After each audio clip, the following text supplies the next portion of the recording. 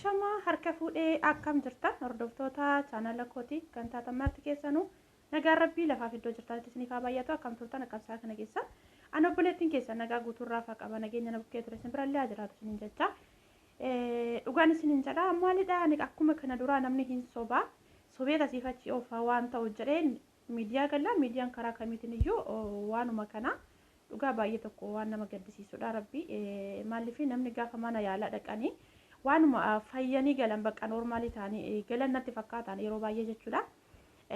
Dhugaa yaalli guddaan namaa ta'eedhaafis du'a nama oolchu baay'ee tokko nama gaddisiisa baay'ee tokko namatti dhaga'ama dhugaa rabbii jechuudha. Amanuu hin dandeenye amma yoonayyuu hin amaniin hin jira maaliif akka ta'e hin beeku keessi koona namanne soba jedheen yeroo baay'ee jechuudha irraan darbaa karaa kamiinuu kallattii feesbuukii illee galee miidiyaa hunda garaagaraa gaafan galu wanti hundumtuu suuraa isaaniitiin asiifachi viidiyoon hojjetamee jira jechuudha.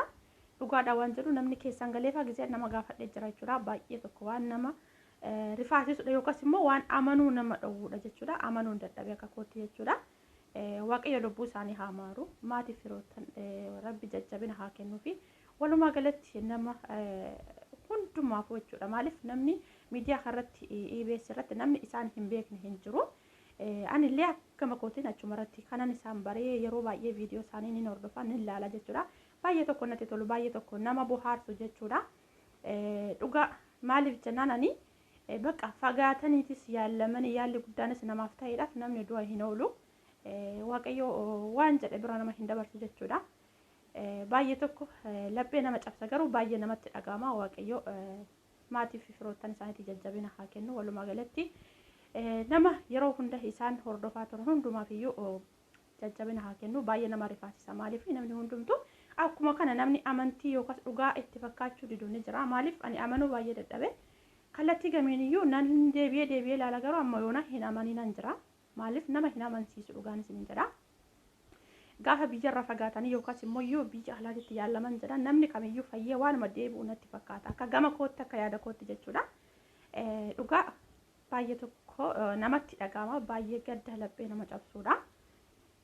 Waaqayyo jajjabina haa kennu maal jannaree waanuma hundatti jechuudha jajjabina haa kennu maatii firoottanii isaan immoo rabbi lubbuu isaanii haa maaru dhugaa baay'ee tokko namni yeroo baay'ee jechuudha gaafa waliin kolfee taphatee waliin nyaatee dhugee bakka akka jirutti waliin bashannanu yookaas immoo waliin yeroo isaa dabarsu jechuudha waan wal bira dhabamu namatti hin fakkaatu. Salphumatti ilaalla jechuudha waan hundumayyuu jechuudha.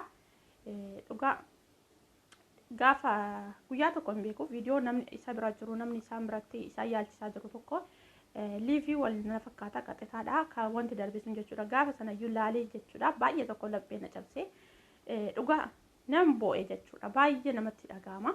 Maaliif osuma kolfanuu osuma taphatanuu osoo warra nama wajjin qalladanuu gaafa nama bukkeedha dhabaman namatti dhaga'ama namni kamiyyuu jechuudha. Kanaafuu gaaf sana iyyuu ilaaleetiin baay'ee tokko natti dhaga'amee obsa dhabee sanan viidiyoo sana hamma dhumaatitti ilaallee ni dhiise.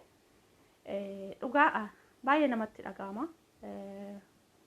Oomaa jechuun hin ta'u maaliif waaqayyo waan jedha bira sababa nama hin dabarsineef jechuudha.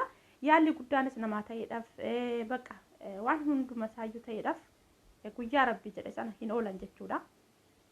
Hundi keenya iyyuu namni dachee kanarra jiru namni du'a hafu hin jiru hundi keenya hin duuna. Garuu immoo qaxaroo eegganna maaliif guyyaa eegganna hundumtuu guyyaa mataa isaa yookaan guyyaa itti yaamamuu qaba waan ta'eef kanaaf teenyee guyyaa eegganna jechuudha malee eenyumtuu du'a hin hafu garuu yeroo wal biratti nama wajjin kolfanii taphatanii wal bukkeetti wal laalan immoo waan wal bukkeedha fagaatan yookaan waan wal bukkeedha godaanan nutti hin fakkaatu duuma jiru kanaaf baay'ee garaa nutti jabeessee xiqqaa guddaan keenya wal jibbina maaliif hundumtiyyuu ardii kana dhiisneetuma deemna namni ardii kanarratti hafu hin jiru. Garuu immoo namni gaarii waan gaarii tokko dalage yookaas immoo namni yeroo hunda gaarummaadhaan beektan tokko gaafa isin bukkeedha dhabamu namumti waan duuti jirtuyyuu namni waan duhuyyuu isinitti hin fakkaatu jechuudha. Duuti jirtii waan jedhamuutu isinitti dhaga'ama jechuudha. Maaliif dhuguma yeroo baay'ee nama gaariidhaaf duuti hin maluu jenna. Maaliif namni kamiyyuu hin du'a gaarii yaraas ta'ee namni du'a oolu hin jiru. Kanaaf jaalala namaa argachuuf yookaan ilmi namaa haqa kanatti amma yookaas immoo du'a nama sana amanuu dadhabutti jaalala argachuun immoo gaarummaan abbaadha fi namni gaarummaa dachee kanarratti dalagee boru mana isa galgalaa yookaan gaafa gara du'aa godaane jechuudha. maaliif galaa bara baraatti taa'uuf waan ta'eef jechuudha. Kanaaf hundi keenya akka kanatti gaarii dalagnee tooniyyuu dachee kanarraa yoo darban yaa'u namatti dhaga'ama yeroodhaaf garuu namni hinuma du'aa namni hin duune sababa hin jirreef immoo haa ta'u malee gaarii dalaguun abbaadhaa fi walumaa galatti jechuudha. Kanaaf obboloota koo kanuma amma kanaaf wal bukkeedha dhabama namni kamiyyuu jechuudha guddaas ta'ee xinnaa nama guddaas haa ta'u xinnaallee haa ta'u waan duunu nutti hin fakkaatu. Kanaaf gaarii dalaguun baay'ee gaariidha baay'ee barbaachisaadha isiniin jedha. Maaliif viidiyoo amma isaan jechuudha suuraa isaanii kana namni siifachiin oofe jechuudha namni kun amanuu kan dadhabe jira kumaana maaliif dhugaatti hin fakkaatu ka maaliif fagaatanii gaafa biyyarraa bahan yaallamanii tuma fayyanii noormaalii ta'anii waan deebi'an namatti fakkaata isiniin jechuu barbaadetanii dhugaa waanan dubbadhu waan haasa'utu na harkaa badee amma reefudha kanan argee sa'aatii 2 gedduu waan hin taane gedduutti argee asiinis nan laalachinis sanuma jechuudha wanti miidiyaa hundumtuu kanuma lakkaa waan dhugaadha waan jedhu tokko keessi koona amanaa dhufe keessan illee bilbilee amma nama gaafachuu ga'utti jechuudha.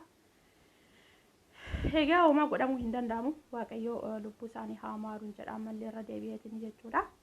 Egaa obboloota koo dhugaa hamma numanatti waan gadda natti dhaga'ame dubbachuuf keessa kooti waan dhugaan isin jira akka waan nama duraan qaaman miidiyaa irratti malee ani kana beeku jechuudha qaaman nama bira ga'e yookaas immoo nama qaaman beeku miti haa ta'u malee amanuu keessi koo fudhachuu sababa dadhabeef dhugaa akka nama qaaman beekutti jechuudha inni koo muluun na hollata jechuudha. Waaqayyo lubbuu isaanii haa maaruun isin jedha. Naam maalumaaf iyyuu gisee namni tokko nama sirriitti jaalattan yookaan nama yeroo hunda jechuudha akka abbaa keessanii akka obboleessaa itti ilaaltan tokko fagootti isaa ta'u miidiyaa irratti isaa ta'u namni sun waan gaarii gaafa dalagu gaarummaa nama sanaatiin gaafa jaalattan yookaas immoo hojiin isaanii baay'ee keessa sin gammachiisu jechuudha. Akkuma nama maatii yookaan fira keessan abbaa keessan obbolaa keessan dhabdatti isinitti dhaga'ama jechuudha. Namni gaarii hojjetu tokko jechuudha. Egaa akka sanaan isiniin jedha obboloota koo waaqayyo biyya keenyatti nagaa nu haa buusu hunda keenya shuu rabbi jaalala waliif yaadu nuuf haa kennuun isiniin jedha. Nagaan naaf turaadha. Ammanumaaf gaddanatti dhaga'ame dubbachuu yookaan gaddanatti dhaga'ame ibsachuuf hangara kanatti as dhufe hundi keessaniyyuu sirriidha akka isinitti dhaga'amu yookaas immoo nama kamittuu jechuudha ni ulfaata homaa godhamuu hin danda'u wanna waaqayyo irraa dhufe wanti